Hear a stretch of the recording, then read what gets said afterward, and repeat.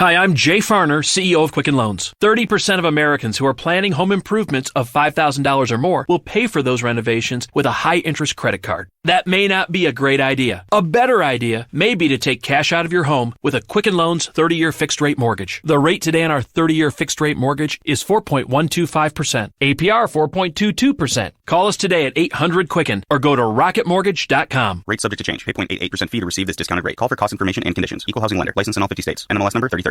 Welcome to the Bulletproof Screenplay Podcast, episode number 4. There's no point in having sharp images when you've got fuzzy ideas. Jean-Luc Godard. Broadcasting from a dark, windowless room in Hollywood when we really should be working on that next draft. It's the Bulletproof Screenplay Podcast, showing you the craft and business of screenwriting while teaching you how to make your screenplay bulletproof. And here's your host, Alex Ferrari. Welcome to the Bulletproof Screenplay Podcast. I am your humble host, Alex Ferrari. Now, today's show is sponsored by Bulletproof Script Coverage.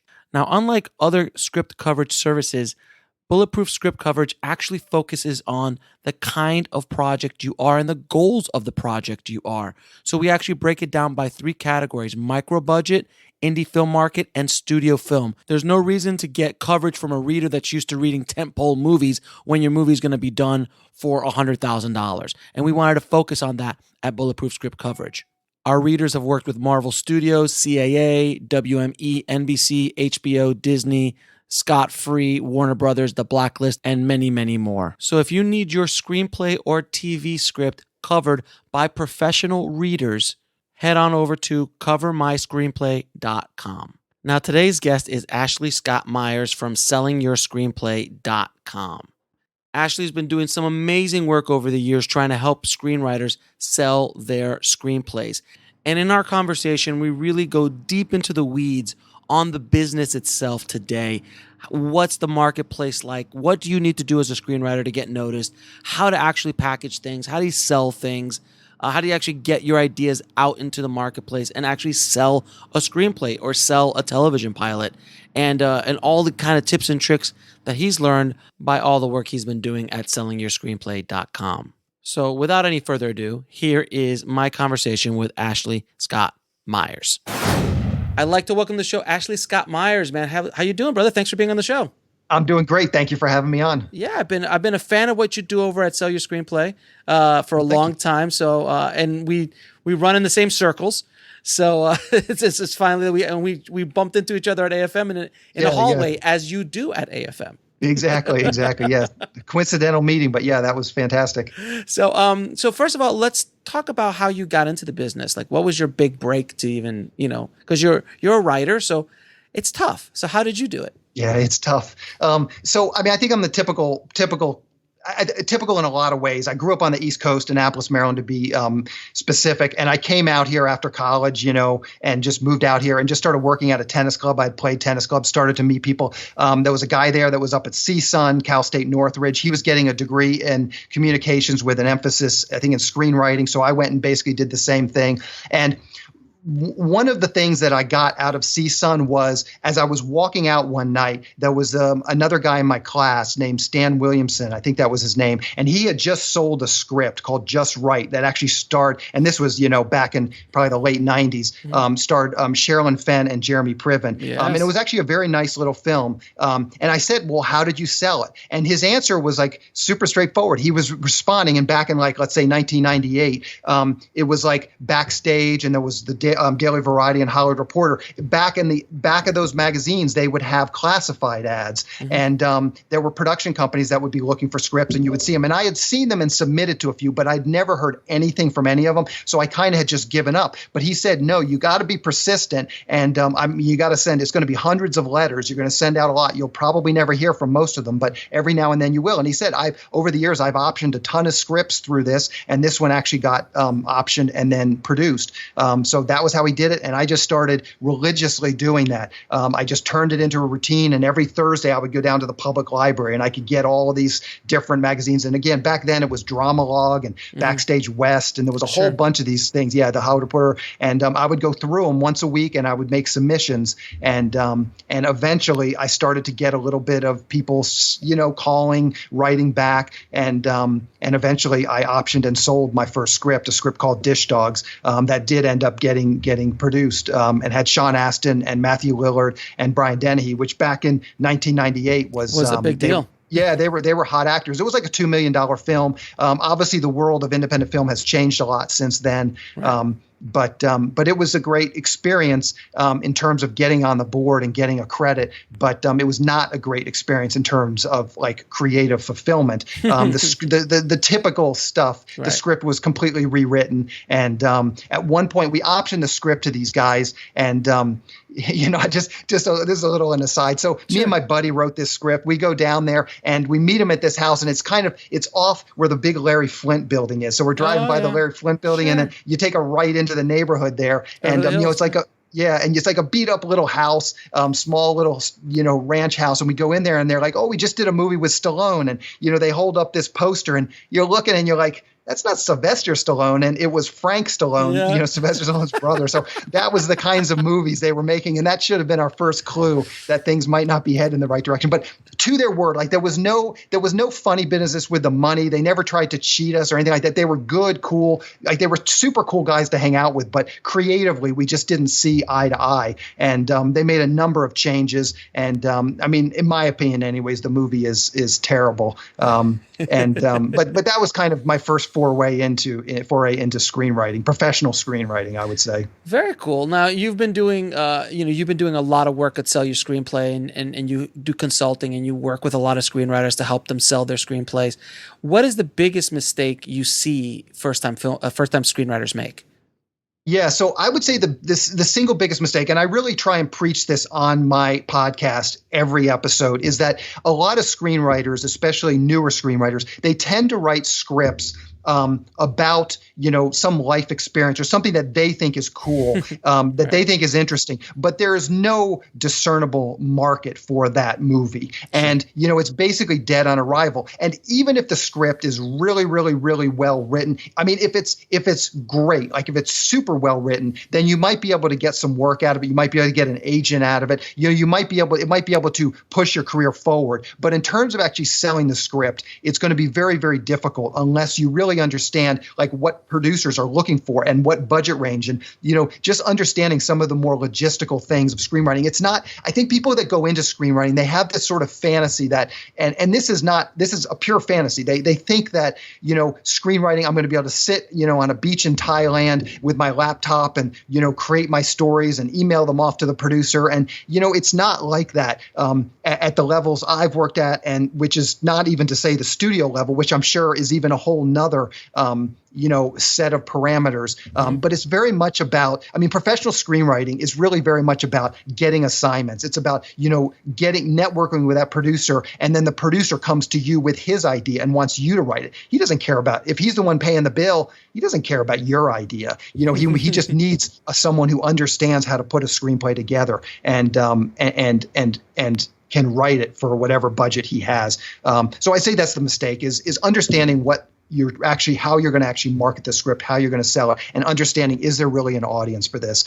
Too many screenwriters, and I include myself in that. Like the first couple scripts I wrote, one of them was called, literally the first script I ever wrote, it was called Midlife Comedy, and it was about this guy going through a midlife crisis, and here I am, like a 22-year-old, guy writing about a midlife comedy. I knew nothing about midlife crises, and sure. there was no market for that script, even if I'd have been, a 40-something guy writing that. There was still no market for a movie like that. Got you. Now, how would you tell screenwriters to approach prospective producers about getting their stuff looked at or produced? Yeah. So, I mean, in this day and age, I mean, there's a whole host of ways to network with producers, including my own site, sellingyouscreenplay.com. I will not shill that here as much. Obviously, I think my own services are fantastic, and I have a variety of ways for screenwriters to connect with producers. But there's other services out there. I mean, if you don't have a lot of money, the biggest thing that I think you can do is get an account with IMDb Pro. You can get it for free for a couple weeks. But even if you can afford the 15 or 16, whatever it is per month, I'd say 80% of everybody in the entertainment business is listed there with an email address or phone number. So if you want to connect with people, that's a quick, easy, cheap way to do it. Now, when you start talking about sending cold emails, you're sending an email, you don't know this person, you're going to need you're going to need to do it a lot. And you're going to need some volume on that, because in most cases, they're not going to respond to you.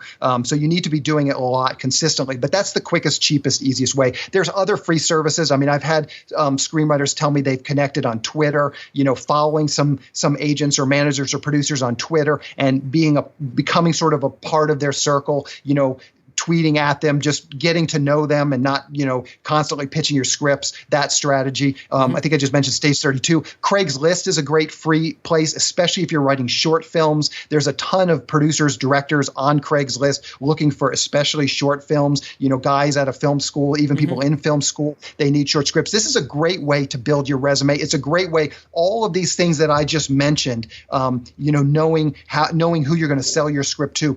Doing some short films is a great way to do that. Write some short scripts. They're easy to write. In this day and age, everyone's telling you to make them shorter. I mean, a 5-minute short script is perfect. And for something like Craigslist, it's easy to produce, and go on Craigslist, meet some people. And, the James Cameron and the Steven Spielbergs of tomorrow, those guys are on Craigslist looking for scripts right now. Some of those people, 99.999% of them, they're not going to succeed. But some of those people that are looking for scripts on Craigslist, they will go and have careers. And if you get to meet those people early on, that's a great way to do it. There's Inktip. There's another service called the Blacklist. These are all, online services. You can pay, in some cases, fees. In Inktip and Blacklist, you pay a fee. And then, you can upload your script, or you can respond to leads. And I have similar services too, like the Blacklist or Inktip at Selling Your Screenplay. One thing I always recommend, and again, not to show my own services, but I have something similar, but I highly recommend the Inktip newsletter. They do once a week, they publish a newsletter that they send to members. And again, there is a cost to this.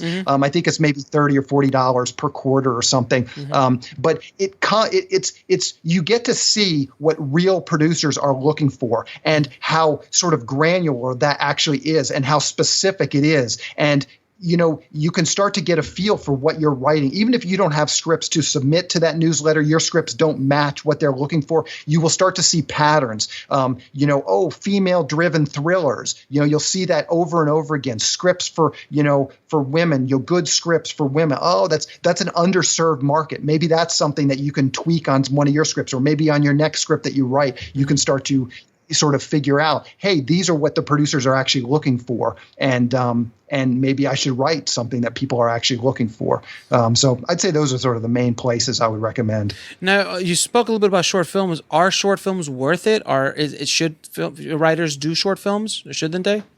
Yeah, I highly recommend it. I mean, again, you have to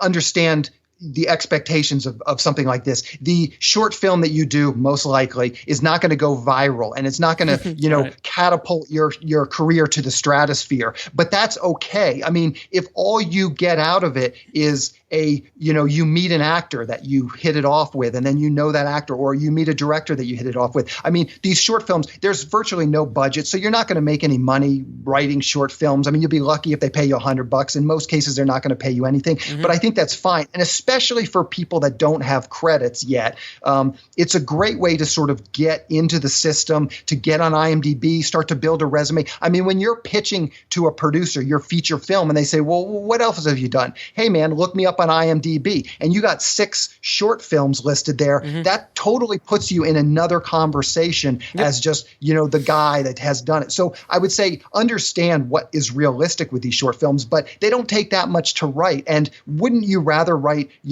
let's say 10 short films and see 1 or 2 of them actually get produced than, maybe 2 feature films and see none of them get produced? I think it's a great way just to cut your teeth and network with people and see, you'll start to understand why did they change certain things in my script, and you'll start to understand the practical aspects of production. Hey, they changed this, and why did the actor, he didn't say this line of dialogue right, and you'll start to understand, well, this line of dialogue, it was sort of a tongue twister, and maybe it didn't feel natural for him to say it, and that can enhance your writing. So there's a lot of sort of subtle things that you get out of doing a short film. And it can't be underestimated. Like, that's how you build a career. I mean, everybody wants to, get discovered by the producer and win that Academy Award. Yeah. And that occasionally happens. So people think that that's like the way it happens because it happens, once, in a blue moon. But if you really looked at the people that have won Academy Awards for screenwriters, I'd be willing to bet 99% of them, they started off very modestly and worked their way up and eventually got to that point. And everything starts, it's like the longest journey starts with the first step, and I think short films are a great first step. There are no prodigies in our business, are there? I mean, there are no people that just show up and like, I can just write the Oscar-winning script, or I can direct the Oscar-winning movie. It doesn't exist. It's kind of a myth. I think like Diablo Cody, who did Juno, I think she's kind of the gold standard for that, is that there's this sort of mythology behind her that she was plucked out of obscurity, and she did win that Academy Award. And but again, even if you drill into that story, her specific she was writing story for years though. Correct. And she was working as a professional writer for a newspaper. So I mean, that's another great background. Like, if you want to be a screenwriter, see if you can get a job as a journalist, because that's a great background, learning how to communicate with words and how to mess with people's emotions and get people to have an emotional reaction to your writing. All that is great background, and you're laying the groundwork potentially for screenwriting. Now, what are some of the key elements of a good script? I would say I'm big on structure, and I think a lot of screenwriters. I think a lot of people, like, there's sort of two types of people, and one of the people are probably better with structure, and one type of people are better with character. I would say most people who go into screenwriting, like maybe 70% or 80%, it seems to me they're more interested in character than structure. And I think if that's who you are, or in my case, as I said, I feel like I'm pretty good with structure.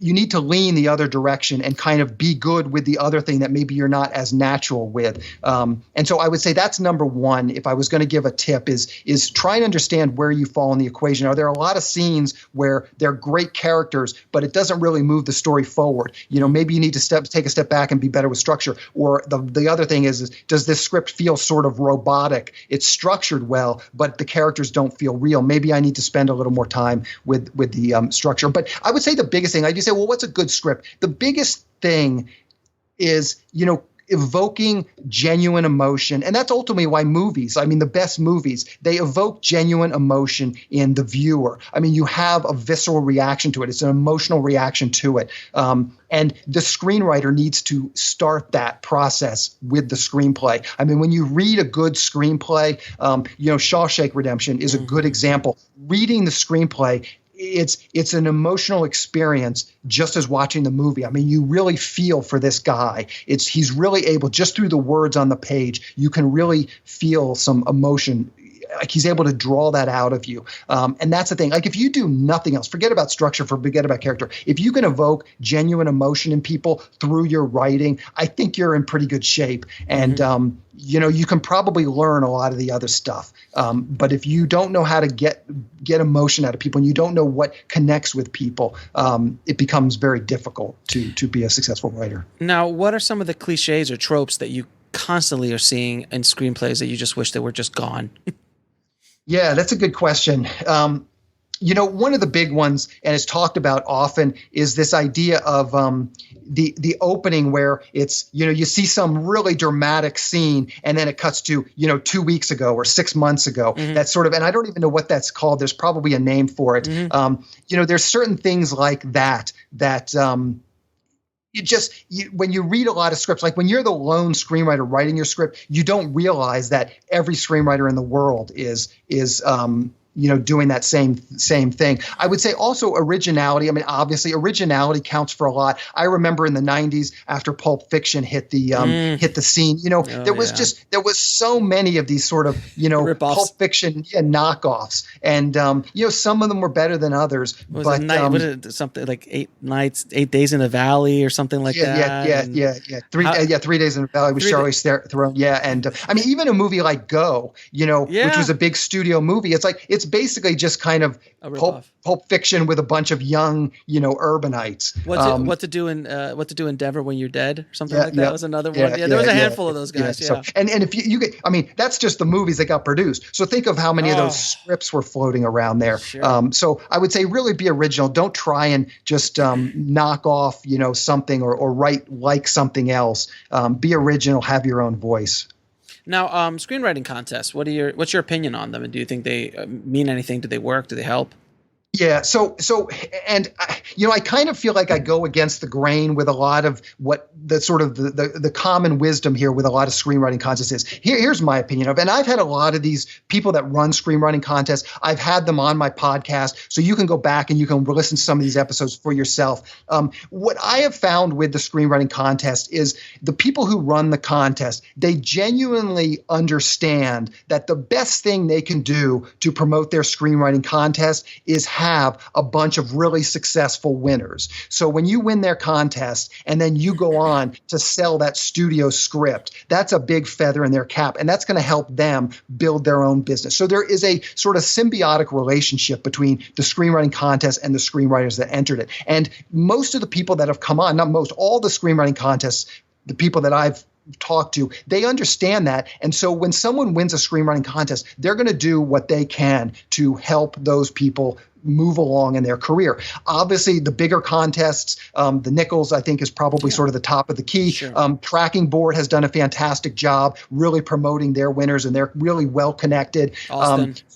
Austin. Yeah. So there's sort of some of these marquee contests that are definitely, if you can win them, they have some real value. Or even placing. Even placing, correct. But even the smaller contests, I think, again, they can have some value if you just manage your expectations and realize that, if it's not even the Nichols, like even if you go and look at the Nichols, which is, I think, I don't think anybody would argue that that's the top screenwriting contest. Mm-hmm. So even with the Nichols, it's the top screenwriting contest. You can go and get a list of their winners and start to go on IMDb and see what their winners. Even winning the Nichols, it doesn't guarantee you a screenwriting career. Most of the people that have won the Nichols or placed the Nichols never went on to do much of anything. So you have to understand that contests are not the be-all, end-all, and it's unlikely. Sometimes it happens, but most of the time it's just exactly what I was saying with the short films. It's just going to be another piece of the equation that kind of helps you. Again, it gives you a little something when you're talking to a producer. Hey, I just got a semifinal placing in this, Joe Blow screenwriting contest. And maybe it doesn't count for a lot, but it counts for a little. And you never know how that's going to actually help you down the road. Obviously, don't submit to screenwriting contests if you can't afford it. I mean, this is not, you shouldn't be using your rent money to submit to more screenwriting contests. Right. But if you can afford to do it, I recommend trying it. And I have a list on Selling Your Screenplay of I think it's 9 or 10 contests that are all reputable. And it's the ones we mentioned and a bunch of others that I think are reputable and worth entering. So that's kind of where I would send people if you want to know specifically about that. But you just never know. The other sort of the bigger question of this, and again, it goes back to what I was saying about short films, is I really feel like one big hurdle, and I'd be curious to get your thoughts on this because I think you're in a similar situation. I mean, we're both from the East Coast. We moved out here kind of to make our dreams come true. One of the big things that I faced was growing up in Annapolis, Maryland, there were no artists. I mean, the only artist that I knew was my guitar teacher who was, scratching out a living, teaching, high school kids how to play classic guitar. So that was my experience as an artist. So I didn't know writers, certainly didn't know filmmakers, but there really were no artists. So there's just sort of this it feels unattainable. It feels like sort of a pie in the sky, like it could never actually happen. It just doesn't feel real. And so, entering a screenwriting contest, even the lowliest screenwriting contest in the world, or doing that short film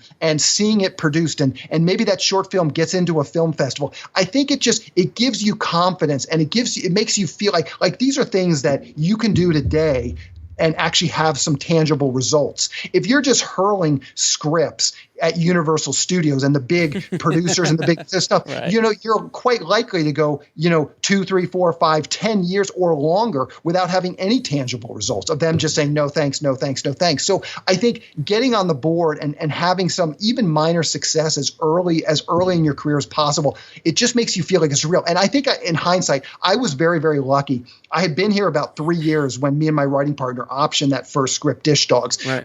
And they gave us $500 for a 6-month option. And we were just tickled to death, man. I mean, we were just over the moon. But all of a sudden, I started to feel like maybe I got a shot at this. Maybe I can actually do this. Maybe this isn't just a pie in the sky. So again, with the contest, with the short films, understand what the expectations are. Understand that no, they're not going to turn your life around. They're not going to change your life, but they might give you a little bit of confidence just internally to you. They might be confidence to you. It might be something that you can show your mother. I just won this contest, and she might be a little less skeptical of you throwing everything in the car and driving out to Los Angeles. There's these little subtle things that I think are important. And so many people give up. And I'm sure you've had this experience too. I mean, when I got to LA, I went down to Senex Casting. I started doing extra work, and I met a bunch of people, and 2 years later, half those people were gone. 3 years later, I'm gone. 5 years, 10 years, almost all of them are gone. And I wasn't smarter or more talented than these people. I was just more persistent, and I just kept banging against the door. But I think having that success with Dish Dogs, again, in hindsight, I was very, very lucky for a variety of reasons. So I think that's where screenwriting contests, even the lowliest screenwriting contests, and same thing with the lowliest short film, that's where I think they can really be worthwhile. No, and I would agree with you. Coming from Miami, I mean, I was surrounded by artists, but not filmmakers. It was hard to find filmmakers. So for me, when I was growing up, watching like movie magic on television on a Saturday night, watching the behind the scenes of Terminator 2, it's like, oh my God, I can see something. And then later in life, my connection to Hollywood, as weird as it might be, is watching Entourage. Like, it was a window into that world, whether it's extremely crazy as it was still that window, and it was a connection there. So a lot of times you do feel like you're on an island, and it's some place that you think is completely unobtainable. That's why it took me so long to finally move out to LA. It took me a long, long time. And I've been out here for a decade now, and I can't even remember a time where I wasn't in LA, honestly. But one of my best friends, that was one of the 2-3 guys I knew in LA when I came out here, said, the only regret you will have to moving to LA is you didn't do it sooner. And he was absolutely right. From the moment he met me, he's like, when are you coming out to LA? When are you coming out to LA? You got to be out here. And there is something about being here. A lot of people say, do I need to be in LA to make it? No, you don't. But it helps in a lot of ways, in my opinion, because you can walk into any Starbucks in LA, and how many laptops will have Final Draft open? Yeah. They're everywhere. You're surrounded by this entire industry, and everybody walking the street is in the business in one way, shape, or form. That's infectious. Do you agree? Yeah, absolutely. I mean, just our own, coincidental meeting at AFM. I mean, we both live in LA. It was easy for us to get in our car and drive to AFM. We didn't have to get in a plane and go to a hotel and this. Like, I would have never done it. I would have just tried to do it online. So there's all these little subtle things. And being in LA is another prime example. You get the question, just when people ask it, in some ways my heart sinks, because when someone asks the question, what they want to hear. They want to hear that you don't have to move to LA, because they're struggling with that. And but the bottom line is it's going to help. You can make it. It's not impossible, but you're making something that's already very, very, very, very, very, very difficult. You're making it even more difficult by not moving to LA. And a lot of people move to LA, make those connections, make a name for themselves, and then move away, and that's completely fine. And then they can just come back and forth for business. But I think everyone does their time here. or New York, if New York's the other big place. But generally speaking, if you're going to make it in the movies, in the flicks, in the pictures, being out here, it helps so much. And we're both prime examples. Yeah. So now, I agree. Now, one thing I've always wanted to talk to somebody like you about is how the screenplay is presented and all the kind of codes that I've heard that producers or production companies are like, well, if it has three, what are those things called that hold the scripts together? The brass braids. Yeah, so if there's three of them, they're obviously amateur and I don't want to deal with it, so it has to have two. And then if they open up the first page, how some of the formatting has to be and all that stuff. How much of that is real and how much of it is BS? Yeah, so that's a good question, and it's subtlety. Much like the question about moving to LA, it's hard to quantify, and it's going to be different. There's no set rules or this and that, but think about from the perspective of the person who's going to be reading this script. They're probably someone who's overworked and underpaid. They're sitting at a desk reading through dozens, if not hundreds of scripts, trying to find that diamond in the rough that they can bring to their boss. And so, these little clues like what you're talking about. Now, I don't think anybody really is submitting scripts with the brass braids anymore. Now everything is electronic. You're submitting PDFs, but there are things that there's no hard and fast rules with screenwriting, but I would say, getting a program like Final Draft or some legitimate screenwriting program that will get you 90% of the way there, because it'll take care of the formatting and, the proper, and so you're 90% there. And then all you really need to do is go, and you can go to sellingyourscreenplay.com/library. We got, hundreds, if not thousands of produced scripts listed there. So you can go and look, and I would say, look at some of the more modern ones.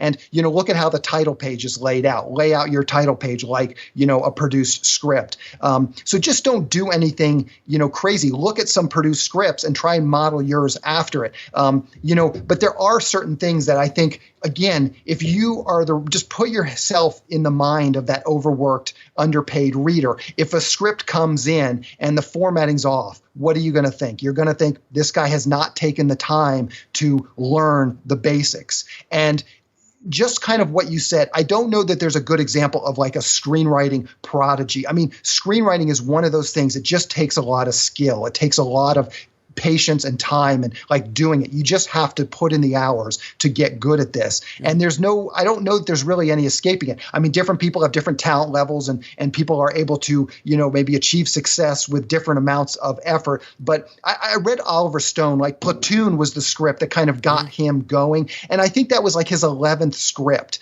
So even a guy like that who is, immensely talented, super smart, even a guy like that had to write 10 scripts before he kind of mastered the craft and had one that people really respected and liked. So, it's just part of the process. And if you write 10 scripts and you're still getting some of these sort of formatting issues wrong, then, that's probably another issue. I would say, the length of script, this is a common thing I see through the script analysis. And again, it's a very, very easy thing to look at. When you open up a PDF, it tells you you're looking at page 1 of, 120 pages. So right on page 1, that reader can look at what the page number is. And again, put yourself in the head of a overworked reader. If you see that the script is 160 pages, you're just going to think, does this guy really, maybe this guy's written the next Shawshank Redemption. And there's always that thought, or the next Godfather. I think the script for the Godfather, I think, is 160 pages. So, but it's the Godfather. Yeah, exactly. It's the Godfather. And are you really writing Godfather? Are you Francis Ford Coppola back in the 1970s? Yeah, exactly. So I would just really urge people to take that stuff as seriously as possible and try and do, some due diligence, look at produced scripts and try and present yours in the best possible light. Because I do think it counts. But I think, again, it's a subtlety. And I think the act of going through and learning these rules and looking at those produced scripts, just doing that work will make you a better screenwriter. And that's the whole point, is when someone sees a 160-page script, the first thing they're wondering is, okay, is this the next Francis Ford Coppola, or is this some idiot who doesn't know what he's doing? Right. You know, and by the way, I just read 100 other scripts that were 160 pages, and every one of them was a stinker. So, you know, they're gonna be like, yeah, I doubt this is the next Francis Ford Coppola, with good reason, because they've never read the next Francis Ford Coppola. They've read 1,000 scripts this year, and not one of them has been as good as The Godfather. So, yeah, if you're writing The Godfather, knock yourself out. But I would say be careful, be very careful with that. Now, can you, for once and for all, tell screenwriters how to copyright their script? Yeah, it's as simple. So it's simple, but there's a lot of misinformation. Yeah. Okay. So there's two pieces of that. Number one, the WGA registration is a good, quick, cheap, easy thing to do, and you'll get a WGA number, and that's just a function of going to the WGA.org website, and there's a link that says register your script. I think it's $20, and it lasts for 5 years. And a lot of producers will have you fill out a release form, and on that release form, it might even say what's the WGA number. So that's a good first easy step. It'll take you 5 minutes and cost you $20. So I highly would recommend that. Then the other piece of that is going to the Library of Congress. And off the top of my head, it's going to be more than I could, explain. But I do have a post, if you go to sellingyourscreenplay.com, that's specifically labeled, how to copyright your script, and go do that. I'm not a lawyer, so I don't want to get into like the legal stuff, but I have had lawyers tell me that there are certain protections and stuff that the Library of Congress copyright will give you that the WGA registration will not. So he recommended, this was my lawyer, was recommending that I do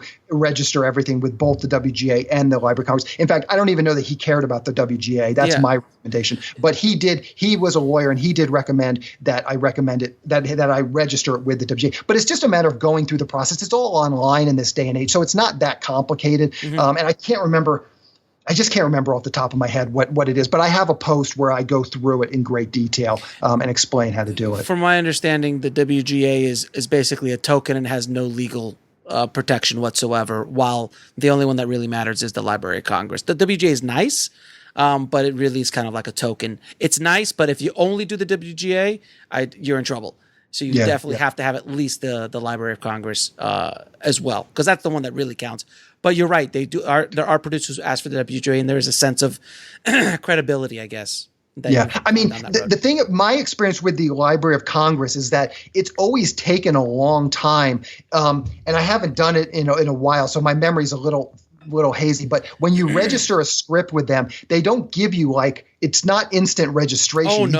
And so it's like 6 months. 6 months or 9 months later, you'll get a letter with your actual, Library of Congress registration number. And so often what I find is I get done with my script and I want to start sending it out. So the WGA will give you a registration number right then and there. So at least your whatever their protection is. And again, you may be right that it doesn't offer much of any protection, but it is some protection. And so I always just do the WGA, and then I don't feel bad about sending it out before that Library of Congress letter actually comes back to me.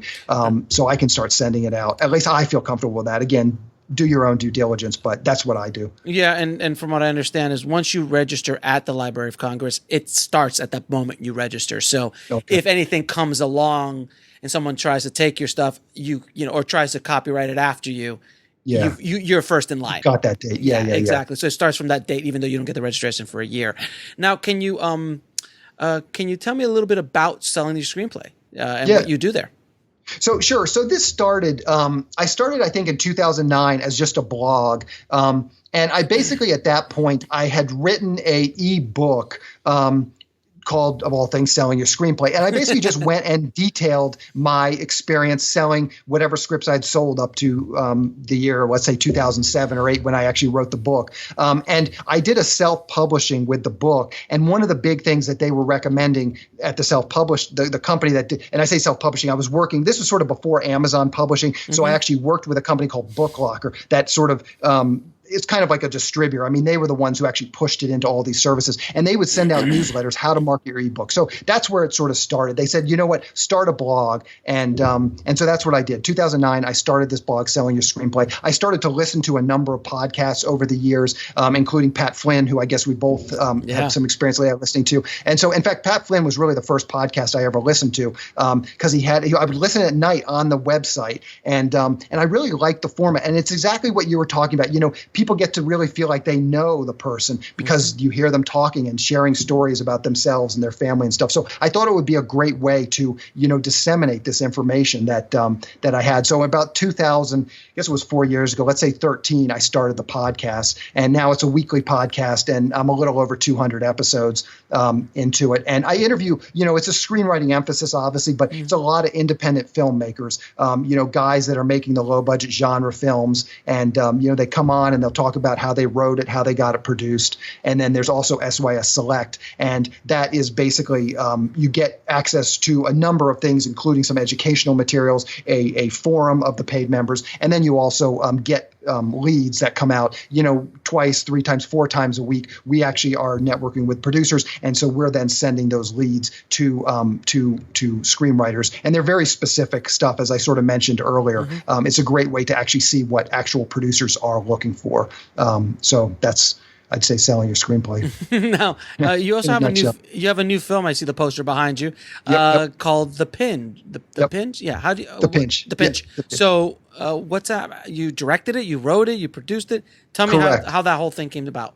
Okay, so I think, you know, in a lot of ways, I think some of my motivation was similar to what you have talked about with your film, is that I kind of felt like it could be a good case study. I could talk about it on the podcast, and I could kind of show people, as I went through this process, how you can go about writing and then directing and producing, you know, a low budget film. Now, the real impetus to it was, and you can go back and listen to my podcast, because I usually take a few minutes on every podcast and kind of talk about what I'm doing as a screenwriter. And I'm trying to think, it must have been maybe 2014 in the fall. I got 2 back-to-back writing assignments. And nice. So I got these 2 writing assignments, and you have to work so hard to get those writing, just to get these jobs. Massive, yeah. It's a huge amount of effort. And I mean, one of the writing assignments, one of them actually came through a guy I had interviewed on the podcast. That's actually how I met him. But the other one was the distributors of one of my past films. They are on a list of just a cold email list that I send out query letters to, and they actually recognized my name and responded and said, "Oh yeah, we'd like to potentially hire you to do a project. We're starting to produce our own stuff." But this process went on for like a year and a half, where I would meet with them, and just things never quite worked out. So finally, they said, "Okay, we're ready to go," after a year and a half of kind of waiting for this. And so I do these 2 back-to-back writing assignments. And again, I have nothing but good things to say about the people that I was working with individually, but you know, just creatively, it was not fulfilling. I was writing their ideas. It was brutal work. One of the scripts the guy needed in literally a week. So I wrote the entire feature film script in 6 days. It was a very rough 6 days, needless to say. And that one actually ended up never getting produced. The other script I wrote, and you know, there was a lot of rewriting back and forth. You know, a lot of what I thought was the best scenes in there, they were taking them out. And some of it was just budgetary. They didn't think for the budget they had, they could do it. So some of it I kind of understood, but a lot of it I didn't necessarily. Finally, they brought on a director, and then the director just literally completely rewrote the whole project, did a page 1 rewrite, didn't like anything I did. And again, that's part of the process. But I just got to the point where, you know, at this stage in my life, like, I just don't need it. Like, it's the money that they paid me. It's like the money that they paid me was not worth the, you know, the juice that I got out of it. Sure. And so I said, you know what, I've got to just go and try something on my own. And that's what I did. I had written The Pinch. That's when I started writing The Pinch. And I knew this was something I was going to potentially do myself. So I kept it. I made sure that it was low budget. It was very contained, small cast, limited locations. And I tried to follow some of my own advice. It's kind of a crime action thriller. It's a genre film, you know, a low budget genre film. It's not like sort of an art house film. So I felt like, there might be an audience, through self-distribution. You put the poster up and I got a bunch of guys. You can see on the poster, everybody's holding a gun or a knife. Of course. So it is what it is. It's a low-budget genre film. But this is what I feel like I can actually sell and potentially, make more of these if I can turn this into a business model. That's awesome, man. That's awesome. Yeah, now, yeah. so I'm going to ask you some rapid fire questions to ask all my guests. What advice would you give a screenwriter wanting to break into the business today? Yeah, I think a lot of what we've kind of discussed. Get out there, write short films, just, submit to some of these people on Craigslist looking for short films, get your career going, network. I think especially, and I understand this because this is the way I am too. I am sort of an introvert. I prefer to just write scripts. I don't want to go out and meet people. Going to AFM is it's a brutal thing for someone like myself because it's just constantly meeting people and having to make small talk with people you don't know. It's very difficult. And so I understand that most people that go into writing, they're probably like that. But you've got to get out of your shell and you've got to network and you've got to meet people and you've got to understand what these producers are looking for and kind of get over yourself, get over your, this idea that you're just going to keep writing in your room, just writing, because at some point that's not gonna cut it. Now, can you tell me what book had the biggest impact on your life or career? Yeah, I'd have to say, and this might be different than what I would recommend, but when I was early on, and I'm giving all these long-winded explanations. I know this is rapid fire. So my first foray into screenwriting was I got a copy of The Writer's Market, and in there was a bunch of pages of production companies that supposedly would read query letters from new people. So I wrote up a query letter, or what I thought was a good query letter, and sent it off to, I think, 2 people. I just picked 2 that seemed especially open. And one of them, and back then it was like you would put a self-addressed stamped postcard in there so that they could easily reply to you. So one of them, I get the postcard back and it says, "Thank you for that undated, titled manuscript submission. No thanks." And so I realized then that I was doing something wrong. The other guy just took pity on me, and he actually called me, and he recommended Sid Field's Screenplay. Sure. And I went out and I got that book, and I would say that had the biggest sort of profound impact, because all of a sudden, as someone at this point, I was in college in North Carolina, again, knowing no filmmakers. This was really the internet. So I suppose maybe the internet existed, but it wasn't, you couldn't just get a bunch of scripts. So it was very difficult to get this sort of information. So once he told me that, Sid Field's Screenplay had a ton of practical use for information. It's real big on structure, but just some of the stuff like the braids. I had never seen a script. I didn't even know what these brass braids even were at that point. Right. And Sid Field's he talked about that a little bit, 2 brass braids and on your script and stuff. So that was just a big turning point where all of a sudden I started to, I was going this direction, and then all of a sudden that book sort of, got me back going the other direction, which I think was sort of the right direction. Yeah, that I remember reading that book in college too, and it blew my mind. I'm like, what? Every movie's the same? Yeah, what? Yeah. It just blew my mind. Now, what lesson took you the longest to learn, whether in life or in the business?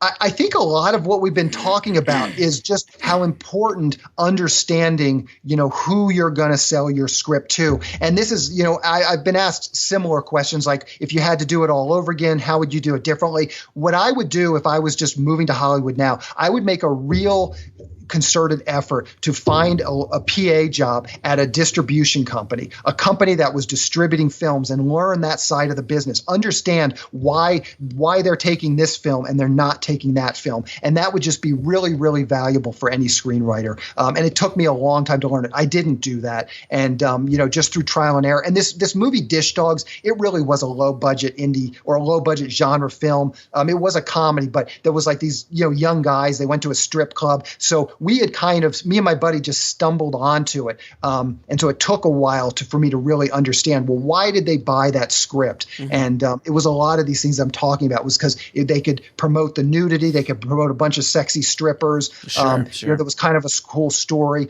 These guys were doing, movies with Frank Stallone. So that just sums up what they were doing. But there's something to that. And understanding that lesson is so important.